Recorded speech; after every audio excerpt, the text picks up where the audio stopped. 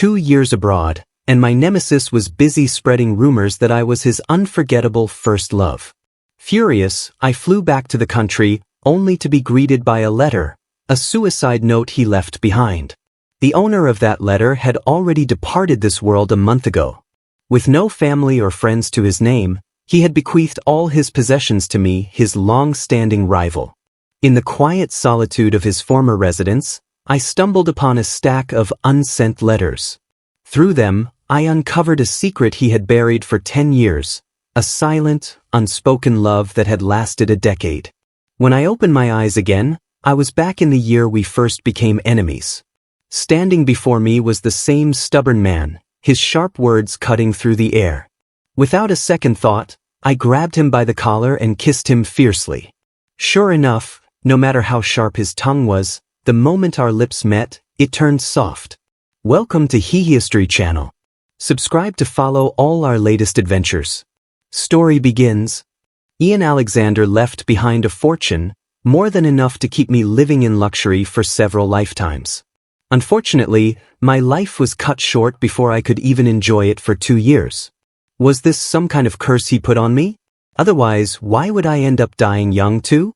When I see him in the afterlife, I'll make sure he hears every complaint I have. My vision blurred for a moment. When it cleared, Ian Alexander's familiar, infuriatingly handsome face came into focus. But this time, he was just a teenager, dressed in a school uniform, with the awkward innocence of our younger years. Paul Walcott, he sneered, the same arrogant smirk on his lips. Playing house for the Crowden family a few years, and now you think you're one of them? His mocking voice dragged me back to this moment in our past life, the day our relationship truly fell apart. Ian Alexander had always been alone. His parents passed away young, leaving him to be raised by his grandmother. But she was old and frail, and he was left to fend for himself most of the time. That day, when I heard he'd skipped school again to work some part-time job, I couldn't stop myself from waiting for him in the alley he always passed on his way home. When he finally showed up, bruised and battered, he shot me a glance but walked past as if I didn't exist. I called out to him, but when he turned back, his eyes were cold and dismissive. My pride flared, and whatever concern I'd felt vanished.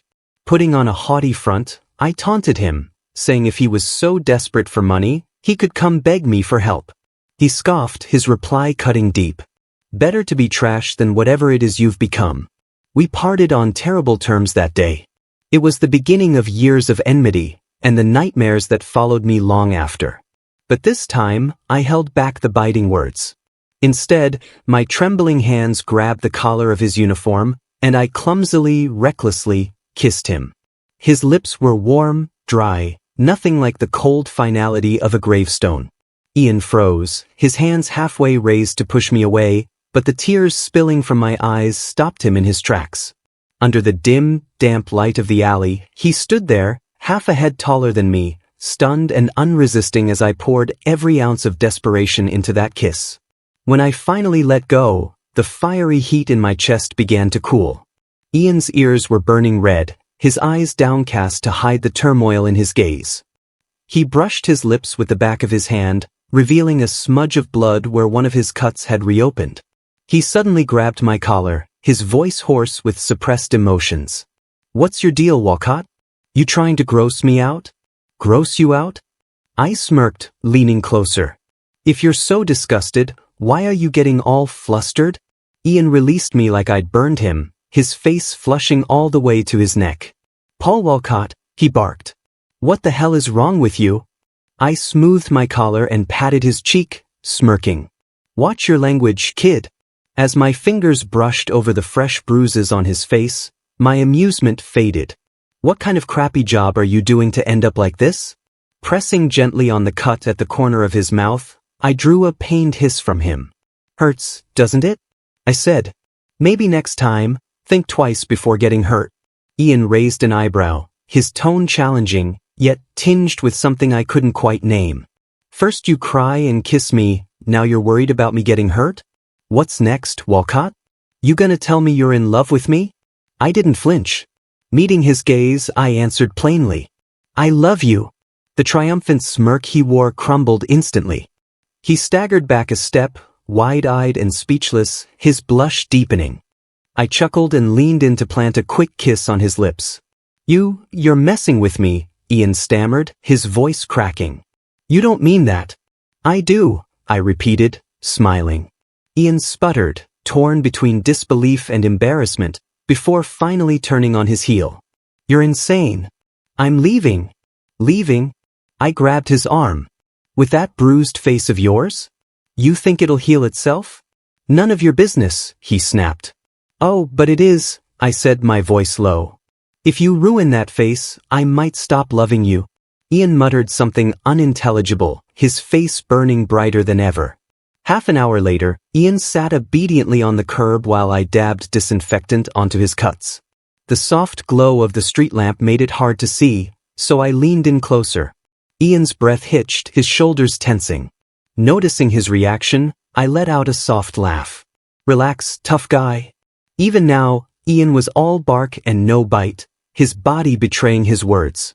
I couldn't help but think of the letters he wrote in our last life, hundreds of them, never sent, never spoken aloud. This time, things would be different. This time, we had all the time in the world. After applying the medicine, I followed Ian Alexander back to his house. My father had passed away early, and my mother was always busy with work. As a child, she often left me with Ian's grandmother, who lived next door, along with a wad of cash to ensure I was taken care of. But when she remarried, we moved away to live with her first love, a man she claimed was her destiny after years of separation.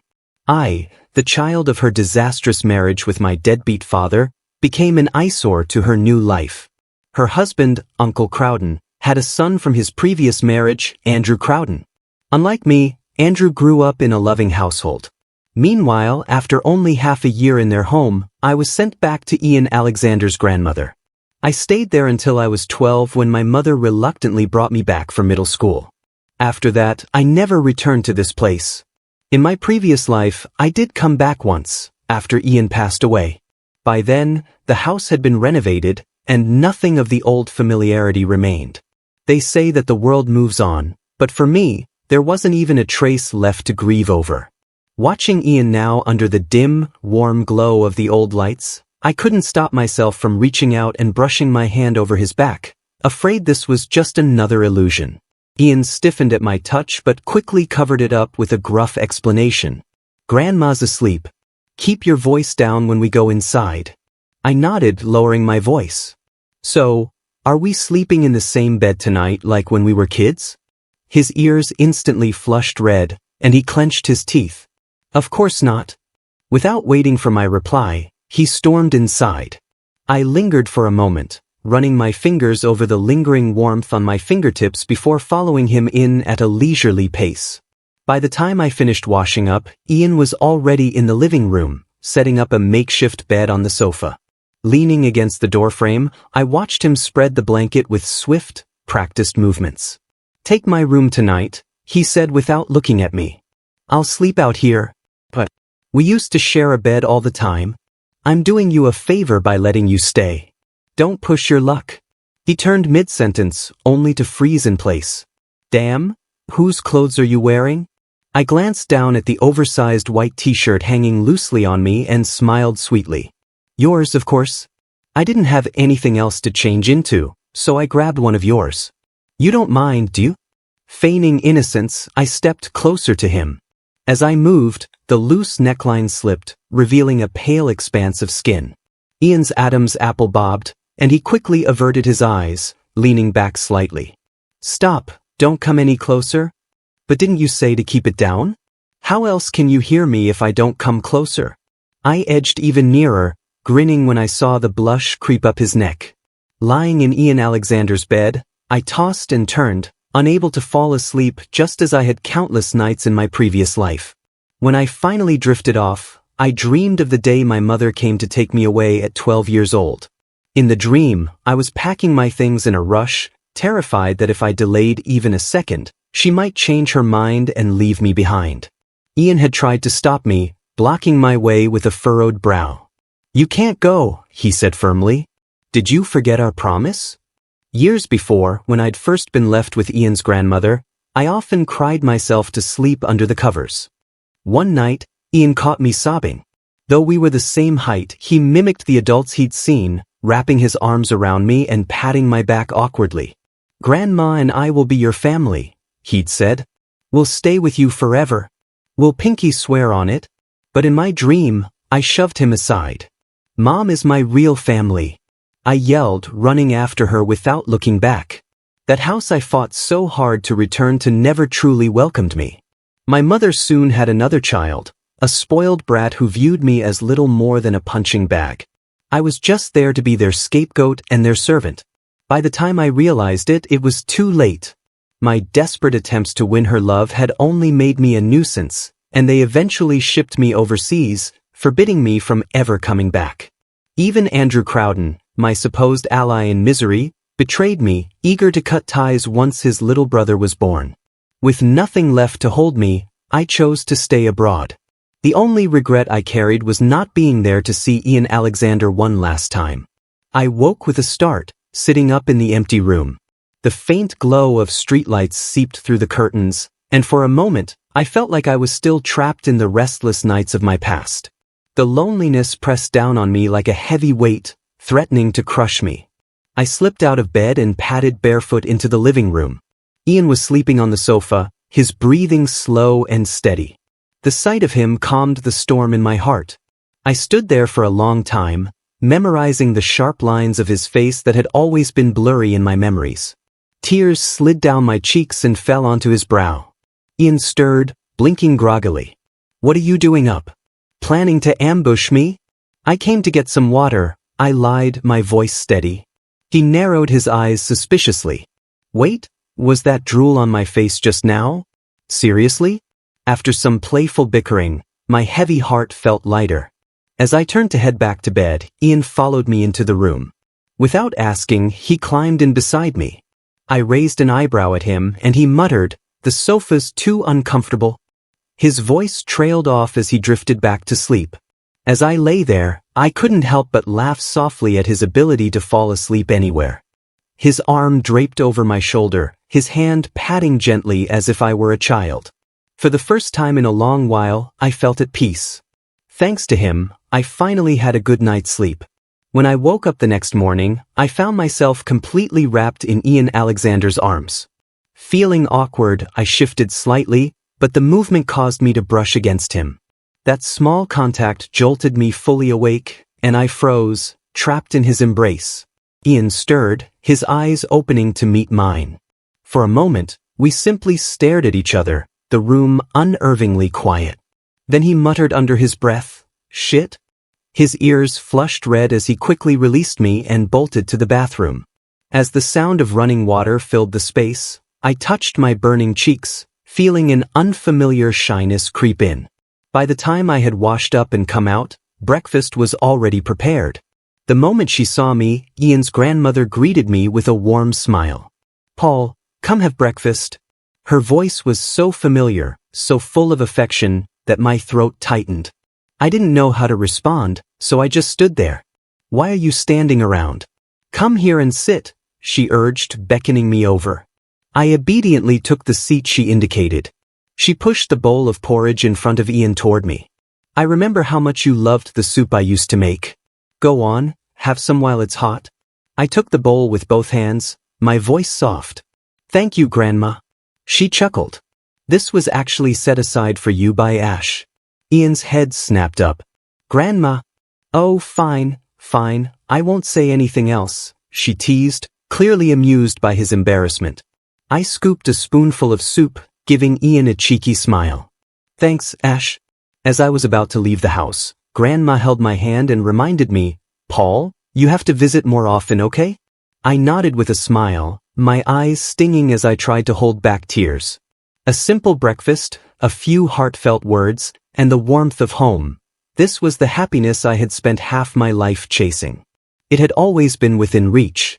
Old Town High School was quite far from Ian's house, and we barely made it in time.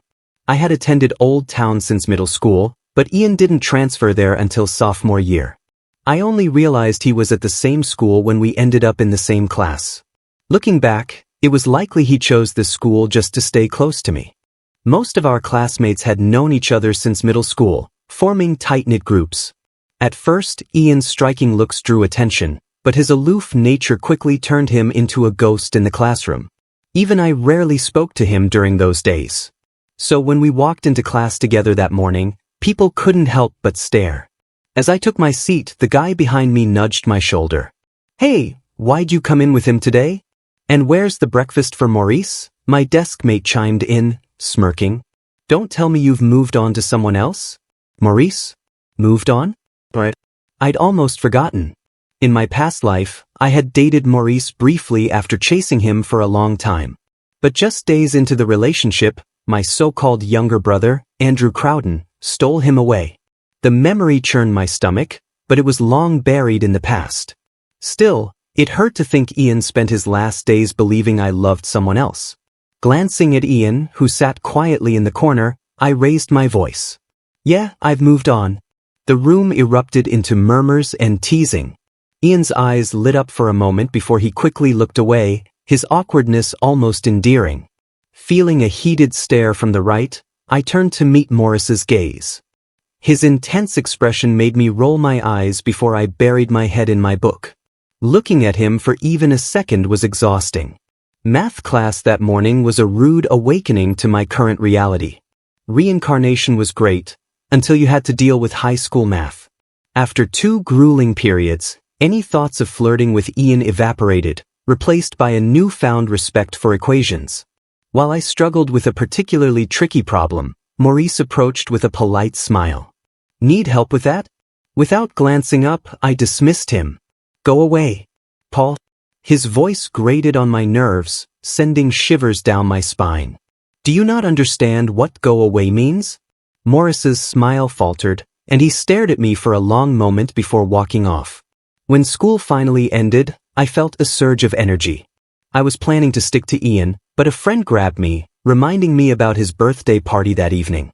It was less a party and more of a class gathering since half the class had been invited. As the group headed out, Ian lingered on the sidelines, excluded as usual. I reached out and pulled him into the crowd, turning to my friend. "Peter, can we add one more?" Peter, who had clearly overheard the earlier conversation about my new crush, grinned knowingly. Of course. In my past life, Ian had lost his grandmother and with her, his only family. He had no friends or relatives to lean on and faced the world alone. This time, I couldn't let him carry that loneliness again. Ian glanced down at my hand on his wrist, his expression unreadable. But instead of resisting, he let me pull him into the noise and chaos. The dim lights of the KTV room flickered, casting shadows across Ian's profile as he sat quietly with a glass of wine. He took a small sip, the movement mesmerizing. My throat tightened. "Ian," I called softly. He turned, his gaze steady as it met mine. From now on, every time I call his name, he'll be here to answer." The lively atmosphere in the room was quickly interrupted when Peter, ever the instigator, proposed a game of truth or dare. It was an old and predictable choice, but the group eagerly joined in. The bottle spun for the first round and landed on Ian Alexander. He casually drew a card marked with truth. Peter, with a mischievous grin, read out the question, "When was your last kiss?" Ian's reply was curt and nonchalant. "Yesterday." His answer sparked a round of laughter and teasing from the group. "Wow, keeping secrets, are we?" someone called out. Leaning back lazily in my chair, I watched Ian's ears redden, a faint smile playing on my lips. But karma worked quickly. The bottle pointed to me in the very next round. I drew a dare card, "Kiss anyone in the room." I raised an eyebrow at the challenge while Peter dramatically exclaimed, "Who put this card in the deck? So evil." Despite his mock outrage, his eyes gleamed with mischief, clearly enjoying the show.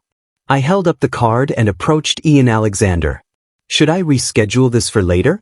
Peter immediately began chanting, "Kiss, kiss, kiss." Before I could act, Maurice Young, the class president, interjected with a firm, "Let's not get carried away." His usual authority carried weight, and the chanting died down.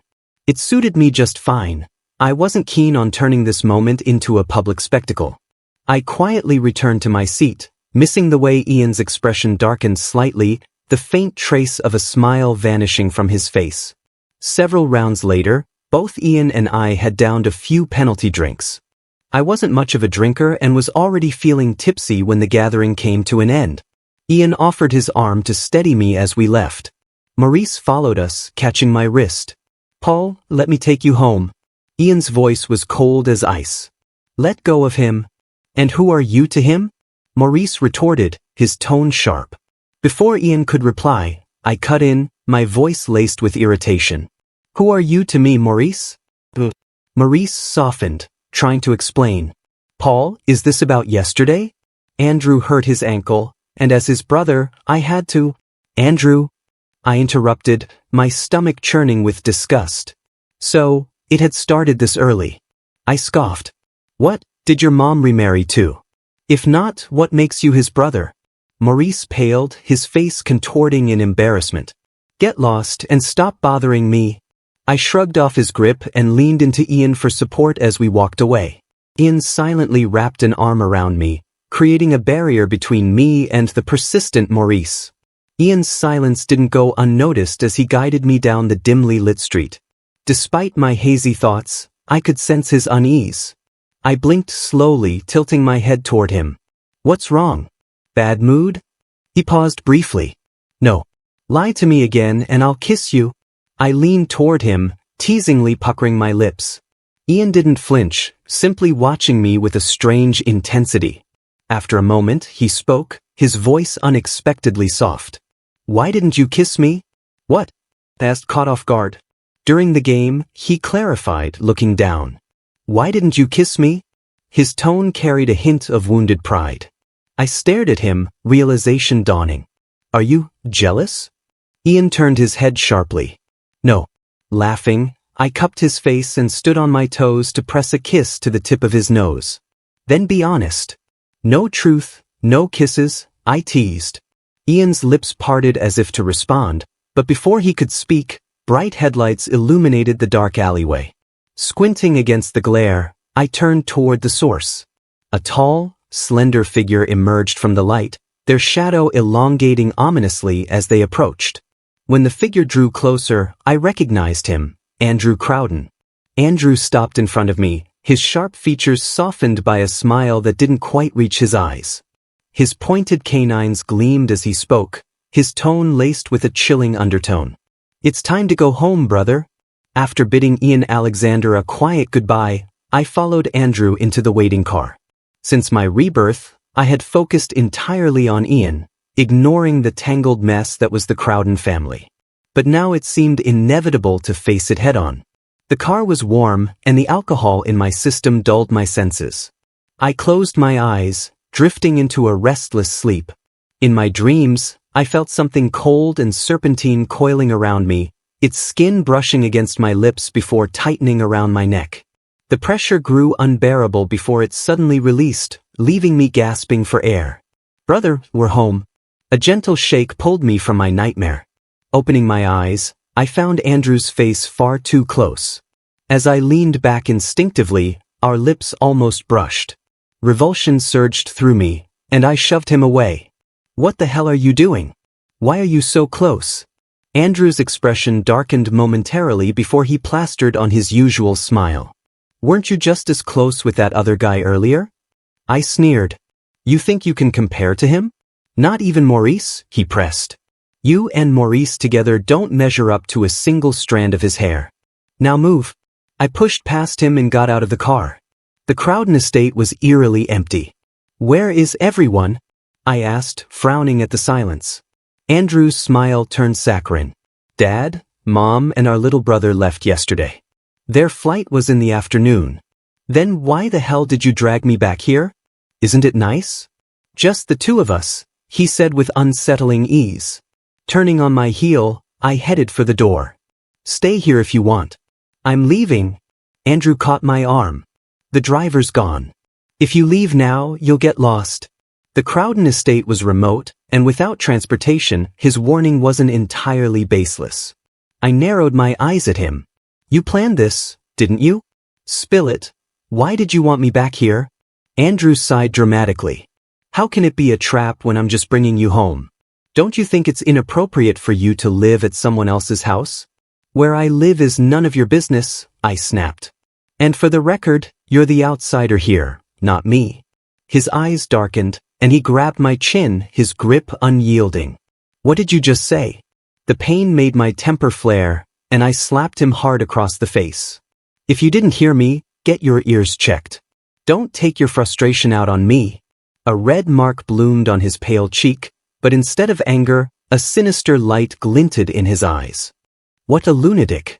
Exhausted, I brushed past him and headed to my room, locking the door behind me. Considering the sharp look in Andrew's eyes earlier, I wasn't ruling out the possibility of him trying something in the middle of the night. After taking a shower, I finally had a moment to check my phone and sent Ian Alexander a message. I'm home. His reply was short, almost cold. But, sleep now. Sleep? I paused, staring at the terse response on the screen. Then, with a smirk, I decided to push my luck and called him via video. The call connected quickly. Ian appeared, leaning against the headboard of his bed, his damp hair proof that he had also just showered. You're wearing? Wait a second. I squinted at the screen and leaned closer. Isn't that the shirt I wore yesterday? Ian's gaze shifted briefly before he looked away. He didn't deny it, but his silence spoke volumes. My lips curved into a teasing smile. What's this? Does it smell better because I wore it first? His ears turned visibly red, though he retorted with forced composure, I grabbed it randomly. Oh, randomly, huh? I drawled, feigning disbelief. If you keep talking nonsense, I'll hang up, he threatened, his tone clipped. Wait, don't hang up. I called out quickly, my grin widening. Once I deal with things here, I'll come find you. Be patient, okay? Ian's face darkened in a mix of embarrassment and annoyance, and before I could say more, he ended the call. I didn't expect that this brief exchange with Ian would be interrupted so rudely the next day. The next morning, I woke to find my door locked from the outside. Furious, I kicked at the door, cursing under my breath. Taking a moment to calm down, I searched the room for my phone, but it was nowhere to be found. Instead, a note on the bedside table caught my eye. Brother, I've already informed your school that you'll be absent today. There's food on the desk. Don't starve yourself. Damn it. Andrew Crowden. What the hell is he playing at? I kicked the door again, but it didn't budge. On the 4th floor of this house, jumping out of the window wasn't exactly an option. Frustrated, I collapsed onto the bed. When I get out of here, that little bastard is going to pay. Meanwhile, Ian Alexander was intercepted just outside his home. The person standing in his path was none other than Andrew Crowden, his expression an unsettling mix of politeness and something darker. Got a moment to talk? Andrew asked with a faint smile. Ian frowned and brushed past him. We have nothing to discuss. Andrew's voice was calm, almost amused. What if it's about my brother? That made Ian stop in his tracks. Dusk settled, and the room was steeped in darkness. I hadn't bothered turning on the lights. The door creaked open, and I jumped to my feet, grabbing the intruder by the collar and slamming them against the wall. Andrew Crowden, what the hell do you think you're doing? Andrew lowered his eyes, his long lashes casting shadows over his unreadable expression. His lips curled into a faint smile. Nothing much. I just went to see someone. There were things I couldn't say with you around. My mind immediately conjured one name, and my teeth clenched. You went to see Ian? Andrew's laugh was light and mocking. Smarkass. Want to know what we talked about? Rage surged through me, making my hands tremble.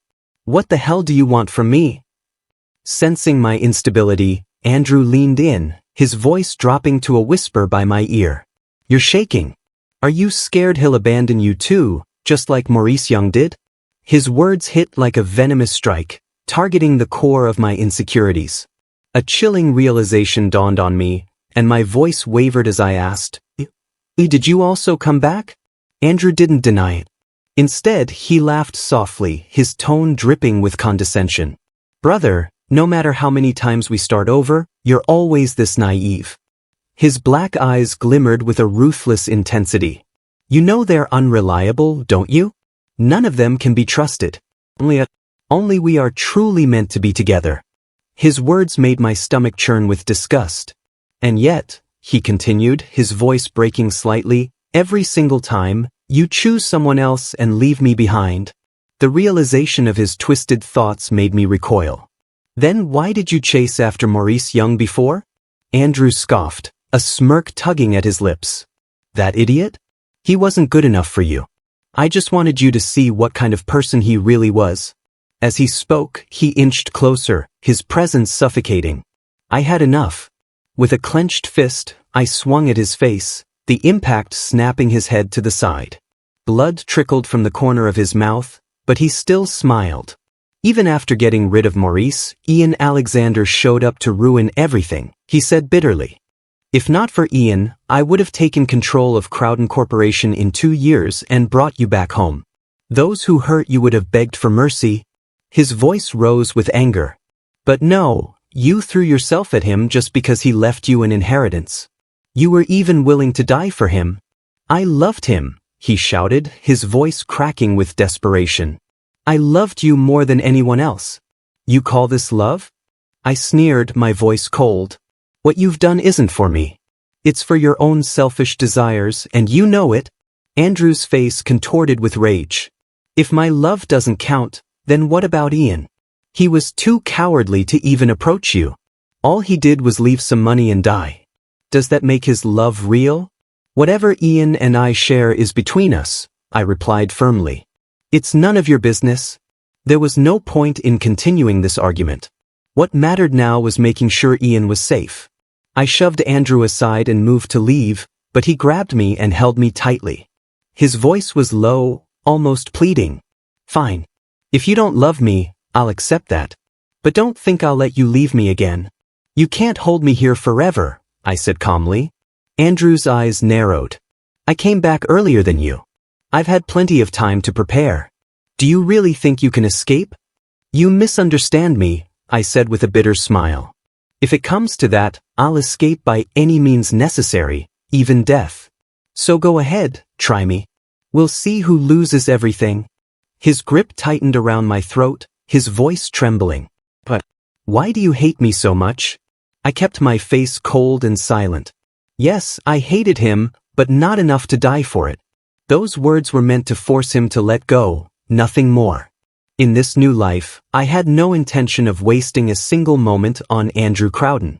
The pressure of his grip began to ease, and I immediately pushed him away.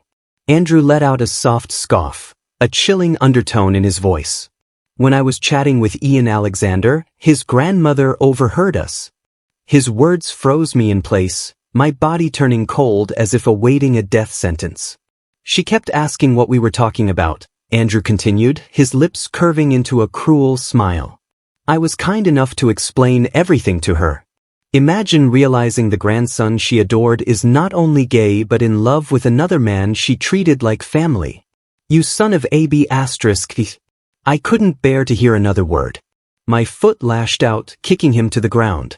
My body trembled uncontrollably, a mix of fear and rage coursing through me. The loud thud of his fall drew the attention of the Crowden family, who had just returned home. Uncle Crowden stormed in, his face twisted with anger as he helped Andrew up. What the hell are you doing, you animal? My mother arrived shortly after, her eyes filled with disdain and disappointment. Paul Walcott, just like your father. All you know is violence. So this was my family.